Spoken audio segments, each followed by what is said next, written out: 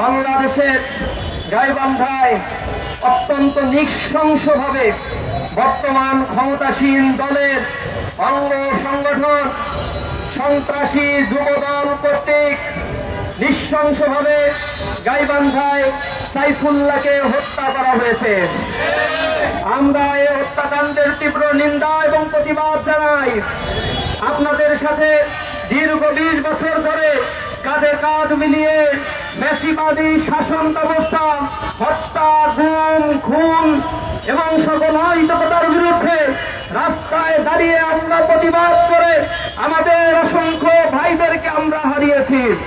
কিন্তু অত্যন্ত দুঃখজনক, আজকে আপনারা ক্ষমতায় এসে সেই একই রাস্তা আপনারা অবলম্বন করেছেন।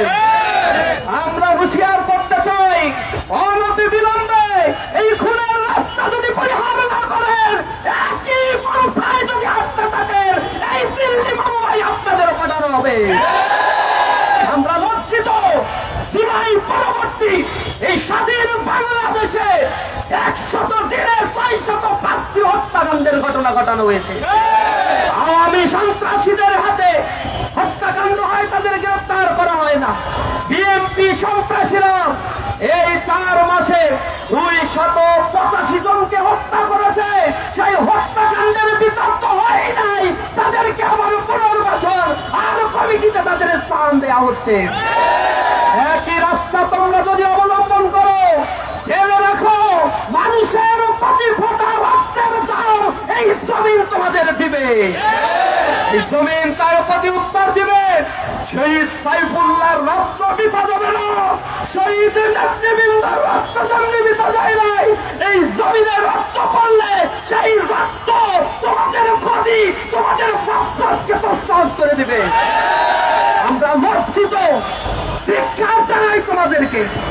এমন রাজনীতি তোমরা করো একটি স্কুলের কমিটি গঠনকে কেন্দ্র করে, দখল বাণিজ্যকে কেন্দ্র করে শত শত মানুষকে তারা এই বাংলাদেশে হত্যা করেছে। তাদের মধ্যে আর আওয়ামী লীগের মধ্যে কার্যত কোনো তফাৎ নাই। একটি ফ্যাসিবাদ আর স্বৈরতন্ত্র এরা কায়েম করতে চায়। সুতরাং বাংলার মানুষ তোমাদের উপরে যে আস্থা রেখে ওই গদিতে করুণা করে তোমাদের বসিয়েছে, এই গদি কেড়ে নিতে বাংলার মানুষের এক মুহূর্ত সময় লাগবে না। আমরা হুঁশিয়ার করতে চাই, আমরা শান্ত রয়েছি। ইসলামী ছাত্র শিবিরের দায়িত্বশীল কর্মী জনশক্তি, তাদেরকে আমরা বলেছি বাংলাদেশে নতুন এক বন্দোবস্ত আমরা দেখতে চাই। ক্যাম্পাসগুলোকে আমরা শান্ত রাখতে চাই।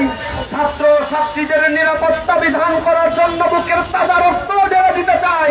প্রতিটি ইঞ্চি মাটি বাংলাদেশকে আবাদ করার জন্য নতুন রাজনৈতিক বন্দোবস্তের সূচনা ইসলামী ছাত্র শিবির করতে চায়। এই কারণে তোমরা যত চাঁদাবাজি, টেন্ডারবাজি, সন্ত্রাস, খুন আর পুনর্বাসনের কার্যক্রম পরিচালনা করছো, আমরা তোমাদেরকে সতর্ক করছি। সতর্ক যদি না হও, পরিণতির জন্য অপেক্ষা করো। 5 বছর টিকে থাকতে পারো না। জমিনে মানুষ নামলে তোমাদের অবস্থান খুঁজে পাওয়া যাবে না। এই শাহবাগে দাঁড়িয়ে শহীদ শরীফ ওসমান বিন হাদি বলেছিল, এই বিএনপি ক্ষমতায় যাওয়ার পরে আওয়ামী লীগের মতো যদি আচরণ করে, সংসদে গিয়ে জনগণ পিটায় বের করে দেবে। বড় বড় কথা বলে সালাউদ্দিন সাহেব, স্বরাষ্ট্রমন্ত্রী। আমরা দেখতে পাই খুনের বিচার করতে পারে না, হত্যাকাণ্ড হয়ে যায়, মাথা নাড়িয়ে নাড়িয়ে আস্তে আস্তে কথা বলেন। জনগণ তার প্রত্যুত্তর দিবে ইনশাআল্লাহ। অনতি বিলম্বে আমরা আশা করি শহীদ সাইফুল্লাহ সহ যত মানুষকে হত্যা করা হয়েছে জুলাই পরবর্তী বিএনপির হাতে, সন্ত্রাসী যুবদল ছাত্র দলের হাতে যারা হত্যাকাণ্ডের শিকার, ধর্ষণের শিকার হয়েছে, নারীরা শ্লীলতাহানির শিকার হয়েছে, অনতি বিলম্বে প্রতিটি ঘটনার তদন্ত করে কার্যকর ব্যবস্থা গ্রহণ করতে হবে।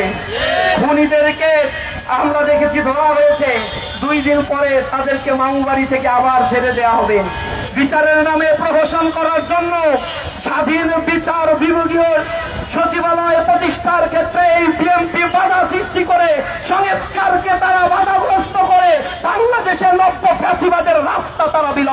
করেছে।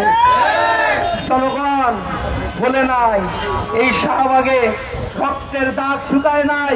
প্রতিবাদ প্রতিরোধ করে তোলার জন্য শাহবাগ ময়দান ইতিহাস হয়ে আছে। শাহবাগ থেকে বলতে চাই, আর কোন মায়ের বুক যদি খালি হয়, ইসলামী ছাত্র শিবিরের কোন কর্মীর গায়ে যদি আর হাত দেওয়া হয়, এবার তোমাদের চাপ ভাঙা জবাব দেওয়া হবে।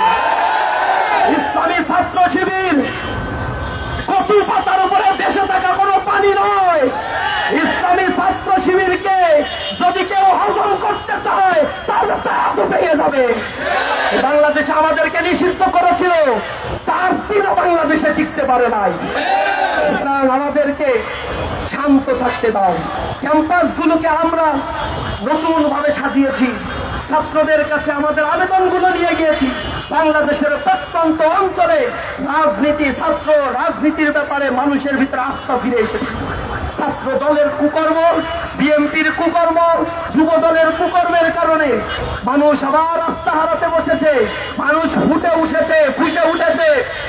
অপেক্ষার সময়, যে কোনো মুহূর্তে এটা দাবানল হয়ে জ্বলে উঠবে। আগ্নেয়গিরির অগ্নুৎপাত যখন বিস্ফোরিত হবে, তোমাদের নাম নিশানা খুঁজে পাওয়া যাবে না। আমরা মিডিয়ার মাধ্যমে সরকারের যারা কর্তা ব্যক্তি রয়েছে, প্রধানমন্ত্রী, তার কাছে অনুরোধ জানাই, অনুনয় বিনয় করে আমরা বলতে চাই যে মায়ের বুক খালি হয়েছে, যে সন্তান তার পিতৃহারা হয়েছে, যে বাবা তার সন্তানকে হারিয়েছে, যে সন্তান তার বাবাকে হারিয়েছে, প্রতিটা খুনের বিচার বাংলাদেশে করতে হবে। অন্যথায় জনগণকে নিয়ে আমরা রাজপথে আন্দোলন করব, নিশ্চিত করব এই বাংলাদেশে জাস্টিস ইনশাআল্লাহ। সাইফুল্লাহ ভাইয়ের শোক সন্তুষ্ট পরিবারের জন্য আমরা দোয়া করি, তার জন্য দোয়া করি আল্লাহ রাব্বুল আলামিন এই অসময়ে যে ফুলটি ধরে গেল, আল্লাহ রাব্বুল আলামিন যেন তাকে জান্নাতের সমাধান দান করেন। আমাদের সাইফুল্লাহ ভাইয়ের পরিবারকে যেন ধৈর্য ধারণ করার তৌফিক দান করেন। শহীদের সাথীদেরকে আল্লাহ রাব্বুল আলামিন যেন ধৈর্য ধারণ করার তৌফিক দান করেন। সরকার যদি এর বিচার না করে, তাহলে আমরা রাজপথে নামবো, আন্দোলন করব। প্রয়োজনে এই আন্দোলন সরকার হটাও আন্দোলন পর্যন্ত বিলম্বিত করতে হবে। সেজন্য সবাইকে প্রস্তুতি নিয়ে রাজপথে থাকার উদাত্ত আহ্বান জানিয়েছি।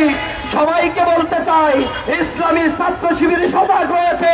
আধিপত্যবাদের করার গ্রাস থেকে জনগণের অধিকারকে রক্ষার জন্য ইসলামী ছাত্র শিবির বাংলার প্রতি ইঞ্চি মাটিকে পাঠা দেবে ইনশাআল্লাহ। আজকের এই মিছিলে সবাইকে উপস্থিত হওয়ার জন্য আন্তরিকভাবে ধন্যবাদ, মোবারকবাদ জানিয়ে আমার কথা শেষ করছি। আসসালামু আলাইকুম ওয়া রাহমাতুল্লাহি ওয়া বারাকাতুহু।